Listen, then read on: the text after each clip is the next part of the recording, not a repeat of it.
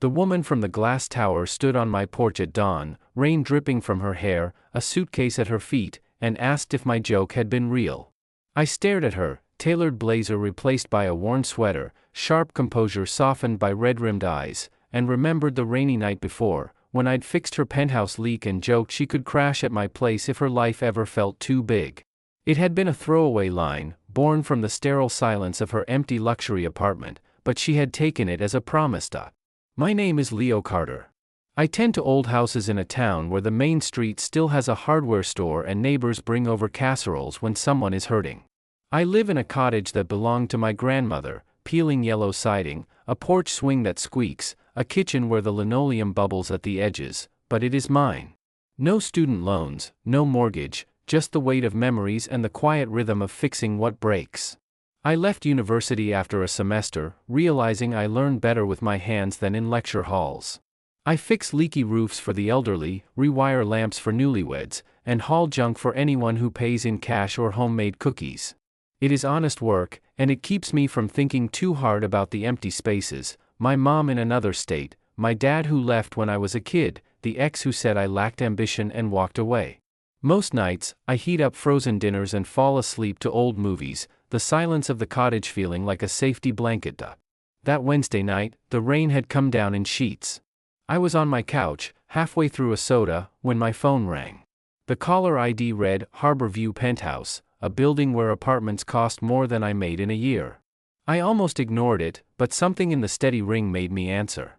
A woman's voice, calm but tight, said her name was Clara Bennett and there was a leak behind her sofa. She sounded like someone who never had to ask for help, and that made me grab my toolbox. 20 minutes later, I was navigating flooded streets, my truck sputtering through puddles. Harborview loomed ahead, all glass and steel against the storm, a stark contrast to my rusted vehicle. The doorman let me in without a word, and the elevator ride up was silent except for the drip of rain from my hair onto the marble floor. Clara Bennett stood in the foyer of her penthouse, arms crossed, still in a charcoal suit that looked like it had survived a long day of meetings. Her hair was pulled back in a tight bun, a few strands sticking to her neck. The apartment was enormous, floor-to-ceiling windows with a bay view, sleek leather furniture, but no photos, no books, no signs of a life lived. It felt like a hotel suite, cold and impersonal. I fixed the leak while she sat at the kitchen island, scrolling through her phone, sighing every few minutes. When I finished, she thanked me and said she would send the payment, but neither of us moved. "You live alone?" I asked, breaking the silence. She laughed once, a sharp, tired sound. As of 3 days ago. Something in her eyes, loneliness, grief, exhaustion, made me speak before I thought. Well, if this place ever feels too empty, my cottage has a spare room. It's small, the water heater is finicky, and the neighbor's cat likes to sneak in, but it's never quiet. She didn't laugh. She just nodded, like she was storing the words away, and said good night. Now, standing on my porch in the rain, she looked smaller, more fragile. "Your offer," she said, her voice steady but trembling. "Was it real?" I stepped aside, letting her in. The cottage smelled like cedar and coffee grounds. I flipped on the kitchen light, suddenly self-conscious of the stack of bills on the table and the takeout containers by the sink. She set her suitcase down and looked around, at the framed photo of my grandmother and me, at the mismatched chairs, at the radiator that hissed like it was whispering secrets. "I can pay rent," she said, pulling an envelope from her coat. "4 weeks. Cash. I just need somewhere to breathe." I told her she didn't have to pay, but she set the envelope on the counter anyway, thick with bills, more than I made in 2 good weeks. "I am not here for charity," she said, firm but gentle. I showed her the spare room, with its twin bed and patchwork quilt, and she disappeared behind the door. I stood in the hallway, listening to the rain and the soft click of the latch, wondering how my quiet life had shifted so quickly. The first week, we existed in parallel. I left before sunrise for jobs, returning at dusk with mud on my boots and calluses on my hands. She stayed in her room, emerging only to make coffee or heat up food.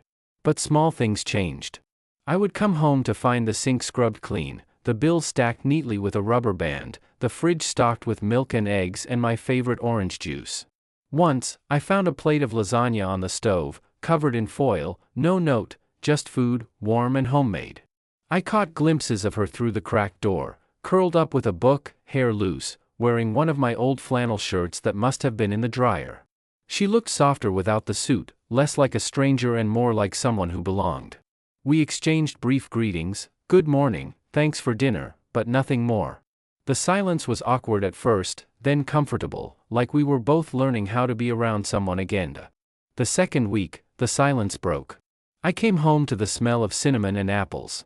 Clara was at the stove, stirring a pot of oatmeal, her sleeves rolled up, hair curling from the steam.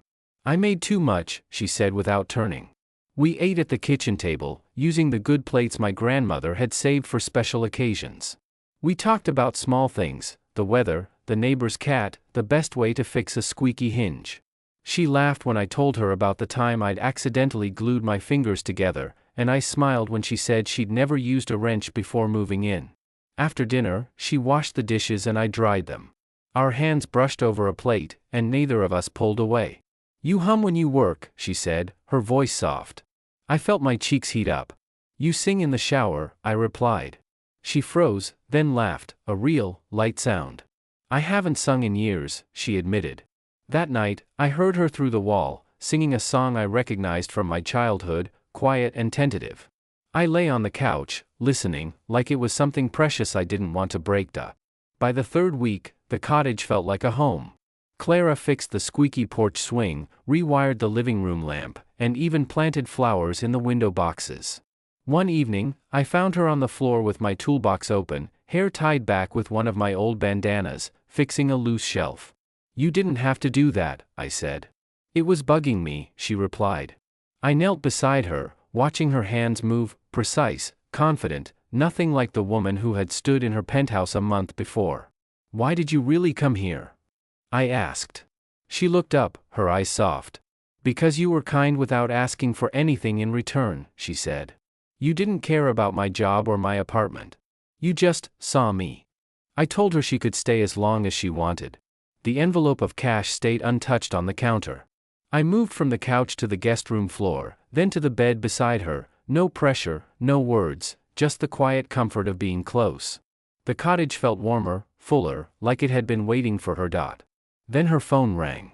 It was a Tuesday morning, and the look on her face when she saw the screen made my chest tight. She let it ring, then set the phone face down, her shoulders tense. Work, she said, when I asked. The board wants me back. They have a meeting in the city tomorrow. My throat felt tight. What do you want? I asked. She didn't answer. That night, she paced the living room, phone pressed to her ear, fragments of conversation drifting through the air, emergency meeting, reputation, liability. When she hung up, she stared out the window at the bay, her back to me. They offered me a corner office, she said. More money, more power. They called this erratic. She gestured to the cottage, to the mismatched chairs, to the flowers in the window boxes. I used to think success was about titles and money, she said. Now I think it's about this, quiet and real, and not feeling like I have to pretend. I didn't know what to say, so I just stood beside her. She turned off the light and went to bed, facing the wall, a distance between us that hadn't been there before. She was gone when I woke up. The cottage felt hollow, no smell of coffee, no soft singing, just the radiator hissing. I went to work on autopilot, fixing a leaky faucet for an elderly couple, but my mind was elsewhere. She came back after midnight, her car crunching on the gravel driveway. She stepped out, hair wild, no blazer, no heels, wearing my old denim jacket. I didn't go to the meeting, she said, her voice shaking. I couldn't. All I could think about was this cottage, and you, and how this feels like home. She held up a key, my spare, the one I kept under the doormat. If you will have me, she said. I pulled her into my arms, and this time she didn't hesitate. She fit against me like she had always belonged. The next morning, she woke up before me and burned the toast. I laughed when she scraped it into the trash, the sound light and real. We ate breakfast at the kitchen table, knees touching, talking about fixing the porch steps and planting more flowers. She picked up her laptop, stared at it for a minute, then closed it and slid it into a drawer. I want to help you today, she said. I smiled. Hope you don't mind basements. She didn't. She held flashlights, passed me tools, and asked questions that showed she was paying attention. The bakery owner stared at her, this woman who had once lived in a penthouse, now covered in dust and holding a wrench, and gave us free bread on the way out. On the drive home, her hand rested on my arm, casual and warm, like it had always been there. Weeks turned into months. The town got used to seeing Clara, waving at neighbors, arguing with me about paint colors at the hardware store, bringing over cookies to the elderly couple down the street. Mrs. Henderson, who used to ask when I'd settle down, now brought over extra pie for the two of you. The emails from the board kept coming, but Clara deleted them without reading. One afternoon, she unsubscribed, then turned to me and said, "I'm done with that life." We didn't make grand plans. We didn't talk about forever. We just lived, fixing what broke, laughing at the small things, sitting on the porch swing at night, wrapped in a blanket, watching the bay. Some nights she still sang in the shower. Some mornings I still burned the coffee. The flannel shirt stayed on the chair by her bed. The spare key stayed on her keychain. The cottage isn't perfect. The porch still squeaks, the water heater acts up, and the neighbor's cat still sneaks in. We aren't perfect either. Clara still gets anxious when her phone rings unexpectedly, and I still shut down when things get too emotional. But every morning, I wake up to the sound of her moving through the kitchen. Every night, I fall asleep knowing the porch light is on because someone is coming home. And that is enough. Love isn't about grand gestures or perfect lives. It's about showing up, for the leaks, for the burnt toast, for the quiet nights when words aren't needed. It's about choosing each other, even when it's hard, even when the world offers something flashier. It's about finding home in a peeling cottage, in calloused hands, in a woman who took a joke and turned it into a life. If this story warmed your heart, if you believe home is about who you're with, not what you have, like, comment, and subscribe to our channel. We share heartfelt romances about finding love in the ordinary, letting go of expectations, and building a life worth staying for. Comment below, home is here, if you have ever found something real in the most unexpected place. We want to hear your story.